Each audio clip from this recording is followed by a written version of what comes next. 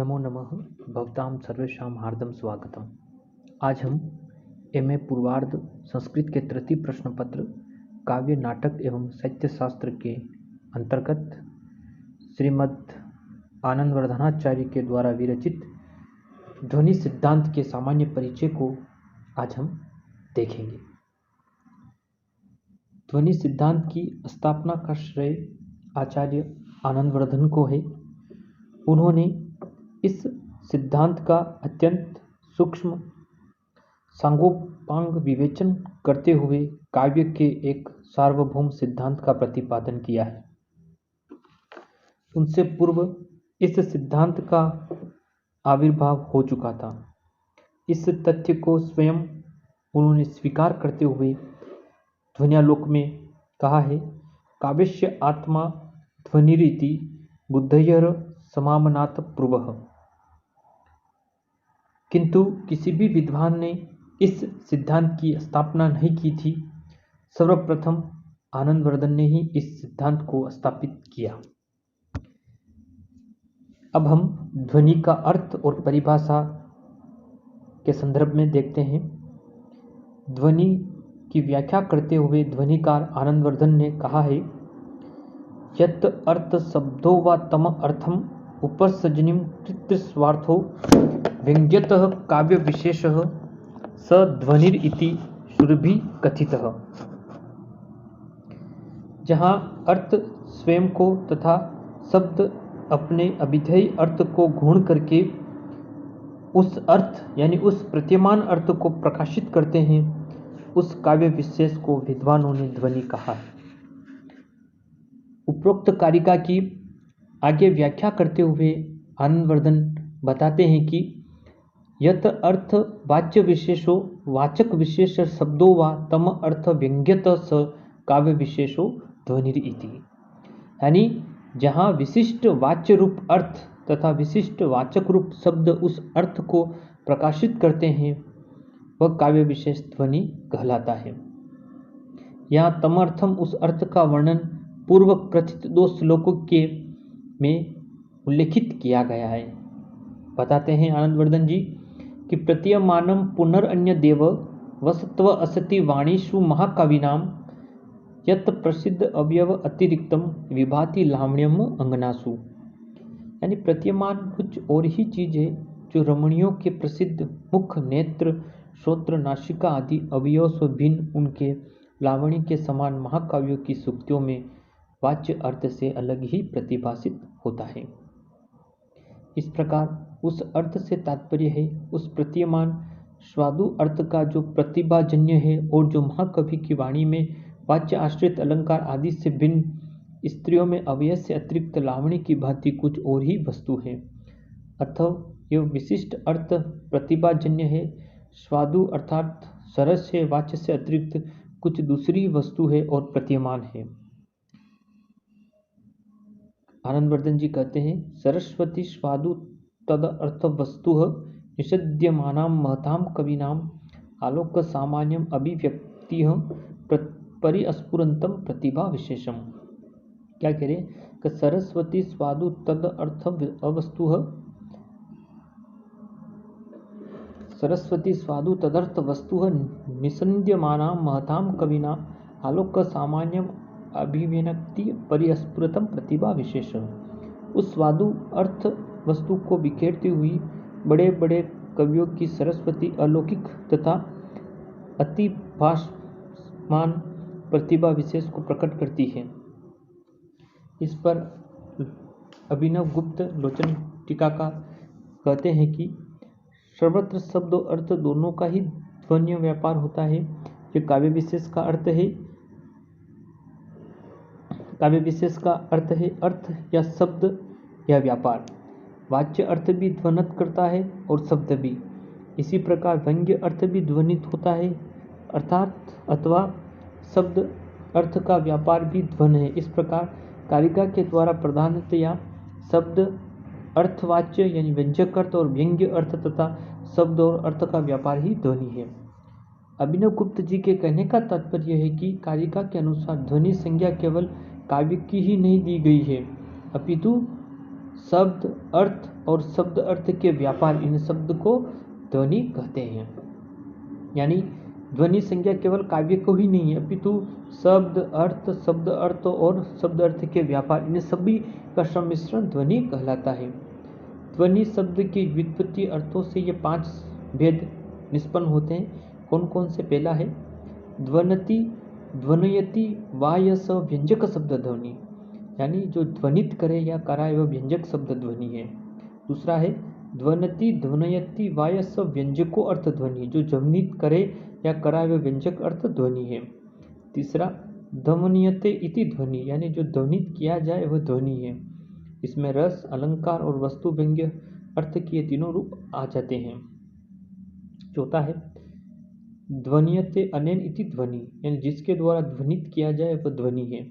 इससे शब्द अर्थ के व्यापार, व्यंजना आदि शक्तियों का बोध होता है। और अंतिम 5वां है ध्वन्यते अस्मिन् इति ही ध्वनि, यानी जिसमें वस्तु, अलंकार, रस आदि ध्वनि तो उस काव्य को ध्वनि कहते हैं। इस प्रकार ध्वनि का प्रयोग 5 भिन्न भिन्न परंतु परस्पर संबद्ध अर्थों में होता है, जिनमें पहला व्यंजक शब्द, दूसरा व्यंजक अर्थ, तीसरा व्यंग्य अर्थ, चौथा व्यंजना व्यापार और 5वां व्यंग्य प्रधान काव्य।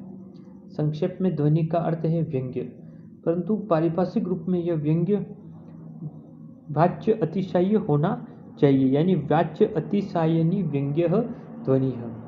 इस अतिशय अथवा प्राधान्य का आधार है चारुत्व, अर्थात रमणीयता का उत्कर्ष। अतः वाच्य अतिशय का अर्थ हुआ वाच्य से अधिक रमणीय, और ध्वनि का संक्षिप्त लक्षण हुआ वाच्य से अधिक रमणीय व्यंग्य को ध्वनि कहते हैं। अगला है ध्वनि की प्रेरणा स्फोट सिद्धांत। प्रतियोगी परीक्षा में भी पूछा जाता है कि ध्वनि की मूल प्रेरणा कहाँ से स्वीकार की गई, तो मूल प्रेरणा है स्फोट सिद्धांत से। ध्वनि सिद्धांत की मूल प्रेरणा ध्वनिकार ने वैयाकरणों के स्फुट सिद्धांत से ग्रहण की थी।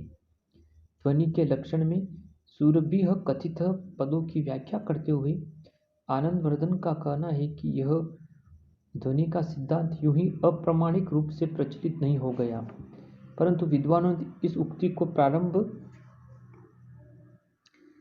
किया था। सबसे प्रधान विद्वान वैयाकरण है। वे सुनाई देने वाले वर्णों में ध्वनि संज्ञा का व्यवहार करते हैं।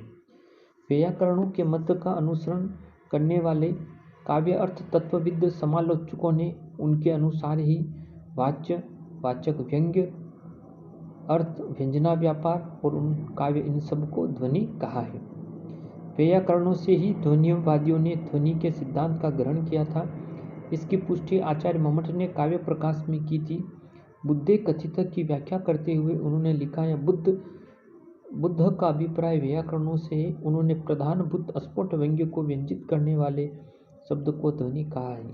तदंतर उनके मत का अनुसरण करने वाले दूसरे साहित्य शास्त्रियों ने भी वाच्य अर्थ का तिरस्कार करने वाले व्यंग्य अर्थ के व्यंजक शब्द अर्थ युगल को ध्वनि कहा है। इस प्रकार ध्वनि का आधार स्फोटवाद से प्रारंभ होता है। स्फोट के स्वरूप का निरूपण करते हुए वाक्पदीय ग्रंथ के प्रणेता आचार्य भर्तृहरि ने बताया है कि यह संयोगावियोगाभ्याम कारुणर उपजायते सस्फोट शब्दच शब्दो ध्वनिरच उच्यते बुद्धेः। जो कारणों के संयोग से तथा विप्रयोग से उत्पन्न होता है, उस स्फोट को विद्वान ध्वनि शब्द से अभिहित करते हैं। वैयाकरणों के अनुसार सूर्यमान वर्ण को ही ध्वनि कहते हैं, यानी वक्ता जिसका उच्चारण करता है वह ध्वनि यह नहीं, अपितु वक्ता के मुख से जो शब्द निकलता है उससे शब्द उत्पन्न होता है। वक्ता के द्वारा उच्चारित शब्द विचित्रंग न्याय से दूसरे शब्दों को उत्पन्न करके स्वयं विनिष्ट हो जाता है, वह भी दूसरे शब्दों को उत्पन्न करके स्वयं विनिष्ट हो जाता है। इस प्रकार विचित्रंग न्याय से वह श्रोता के कर्ण गुहर पर्यंत पहुंच जाता है। वही शब्द हमारे हृदय में नित्य विद्यमान स्फोट को जागृत कर देता है।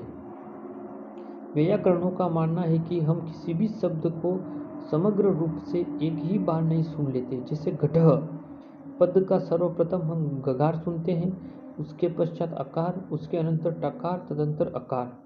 आनुपूर्वियों के इस प्रकार आनुपूर्वी कर्म से उसके संपूर्ण आनुपूर्वियों को सुन लेने पर हमारे हृदय में विद्यमान संस्कार उद्बुद्ध होता है और उसके पश्चात ही अर्थ का ज्ञान होता है। जिस व्यक्ति के हृदय में पहले से यह संस्कार नहीं पड़ा रहता है कि गकारोत्तर टकारोत्तर अथवा न अनुपूर्विक शब्द का अर्थ कंब गिर्ववादिमती व्यक्ति स्वरूप घटत्व जातिमान मृण्मय होता है, वे व्यक्ति बार बार भी घट शब्द सुनकर यह नहीं जान पाता कि इसका अर्थ घड़ा होता है। आचार्य भर्तृहरि कहते हैं कि जिस ध्वनि के द्वारा प्रकाशन होता है उस शब्द के स्वरूप का निर्धारण अनुपाक्य अर्थात स्वरूप स्पष्ट शब्दों में अभिव्यक्त नहीं किया जा सकता।